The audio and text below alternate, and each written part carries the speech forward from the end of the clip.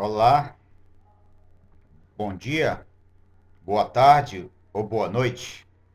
Dando prosseguimento à nossa série de encontros com a gravação de número 5, vamos dar continuidade falando a respeito dos elos quebrados pelas ações antissemitas de muitos líderes eclesiásticos que a Carral, Igreja Judaica, sofreu quando teve sua autoridade apostólica e administrativa mudada por força do poder para Roma.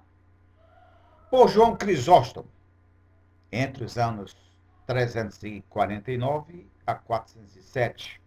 A homilia dele contra os judeus diz: os judeus não adoram a Deus, mas a demônios. Portanto, todas as suas festas são impuras. A sinagoga é o pior do que um bordel. Reticência, templo de demônios devotado a cultos idólatras. Reticência, Assembleia Criminosa de Judeus, reticência, um local onde assassinos de Cristo se reúnem, um lugar de encontro para assassinos de Cristo, uma casa pior do que a loja de beberrões, um covil de ladrões, uma casa de má fama, uma habitação da iniquidade e refúgio de demônios, um abismo da perdição.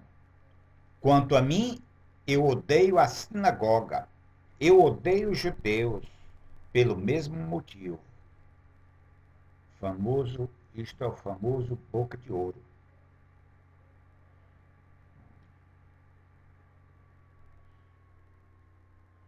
Por Agostinho, entre os anos 354 a 430. Confissões. Quão odiosos são para mim os inimigos da vossa escritura. Como eu queria que tu os degolasse, entre parênteses, judeus, com tua espada de dois gumes, para que não existisse mais ninguém para se opor à vossa palavra. Com alegria eu prefiro a morte deles para viver para ti. Pelo bispo Eusébio, no ano 364, o bispo Eusébio trabalhou fortemente para que as festividades dominical ganhassem caráter universal, publicando no Concílio de Laodicea um decreto com o seguinte teor: os cristãos não devem judaizar ou estar ociosos no sábado, mas trabalharão neste dia. O dia do Senhor, domingo, diz ele, entretanto, honrarão especialmente. E como cristãos, não deve, se possível, fazer qualquer trabalho nele. Se, contudo, forem achados judaizanos, serão separados de Cristo. Pelo imperador Leão I, entre os anos 457 a 474. Foi entre estes anos que o decreto do imperador Constantino, do ano 321, atingiu seu real objetivo, quando o imperador Leão I baixou um edito, não é édito, é edito, porque vem do imperador, determinando a proibição do trabalho aos domingos para os agricultores. Este edito, isto é, vem do imperador, visava obrigá-los a participarem dos cultos neste dia, isto é, no domingo. E no ano 589, no Sínodo de Narbonne, foi publicada a seguinte lei: é proibido tanto a livre como a servos, a romanos, a sírios, como a gregos e judeus, executar qualquer espécie de trabalho no dia de domingo. Se alguém ousar proceder ao contrário, pagará, se for livre, 6 solidéis aos magistrados. Se for escravo, receberá 100 bastonadas, quer dizer, 100 chibatada de bastão, né? No concílio de Nicéia, convocado pelo imperador Constantino no ano 325, com o objetivo de ratificar a doutrina da Trindade e refutar os ensinos diários, que lançava dúvidas sobre a deidade de Yeshua, Jesus o judeu, é bom dizer que, neste concílio promovido pela Igreja Católica Apostólica Romana, não foi permitida a presença de nenhum bispo, rabino ou qualquer religioso judeu. O judaísmo não teve a permissão de formular nenhum parecer ou opinião a respeito. E por falta do elemento judaico nesse concílio, muitas doutrinas contrárias à originalidade das escrituras foram implantadas e muitos textos foram adulterados por não encontrar nenhuma resistência. A cultura romana, no período imperial, era oposta à cultura judaica. A cultura judaica valorizava a vida, o moral e os bons costumes, como também a adoração a um só Deus. Já Roma tinha uma cultura paganizada e as pessoas eram divididas em 3 classes sociais: os ricos, os pobres e os escravos. Os escravos eram considerados como animais, sem alma, sem valor algum na sociedade.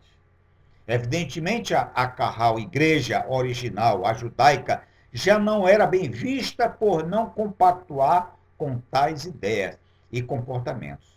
Portanto, indesejável para quem queria fazer radicais mudanças. Na cultura romana, um homem casado podia ter em sua casa um homem sexual como amante, além da esposa. A pedofilia não era reprovada.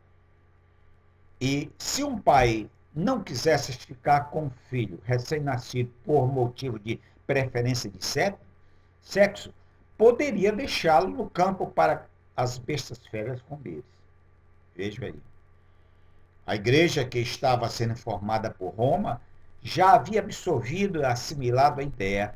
A carral, igreja original, a formada pelos discípulos de Yeshua, Jesus o judeu, apesar de muito nova ainda, era considerada pela sociedade de então como retrógrada.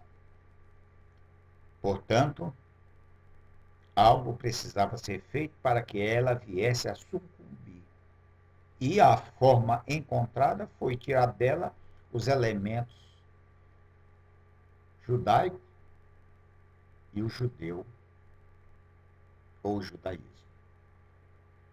Logo após a expulsão dos judeus e de alguns elementos judaicos da carral, até o V século, no ano 867, se deu, de fato de direito, o segundo cisma, divisão da igreja, já então romana, passando a partir daí, existir estatutariamente 2, a igreja oriental e a igreja ocidental. Uma com sede em Roma, a oriental, e a outra com sede na Ásia Menor, basicamente em Constantinopla, hoje Istambul, que é a igreja oriental. Mas o antissemitismo não parou por aí. Lamentavelmente, teve ainda devida continuidade com muitas perseguições, destruições de sinagoga e morte de judeus, até pelos venerados líderes da Reforma Protestante. Por Martim Lutero, no ano 543, panfleto Os Judeus e Suas Mentiras. Em primeiro lugar, diz ele, suas sinagogas devem ser incendiadas e tudo que não queimar deve ser coberto ou com sujeira espalhada de forma que ninguém nunca mais seja capaz de ver uma cinza ou pedra dela. E isto deve ser feito para a glória de Deus e do cristianismo, para que Deus possa ver que nós somos cristãos e que não temos tolerado ou aprovado publicamente em suas mentiras, praguejando e blasfemando do Filho de Deus e dos cristãos de Deus. Hitler citou muito Martim Lutero quando matava os judeus na Segunda Guerra Mundial. Na próxima palestra, continuaremos falando do afloramento do antissemitismo dos reformadores, do reformador Martinho Lutero e outros, que serviram de base para a doutrina da substituição da igreja, do Israel espiritual e de outros termos mais com o objetivo de tirar do povo judeu e de Israel a primazia da Kahal, isto é, da igreja. Que o Eterno de Israel vos abençoe com paz com Deus, paz de Deus, Bemamor, prosperidade econômica, Begote, segurança física, o verdadeiro Shalom. Que o Eterno nos abençoe. Amém.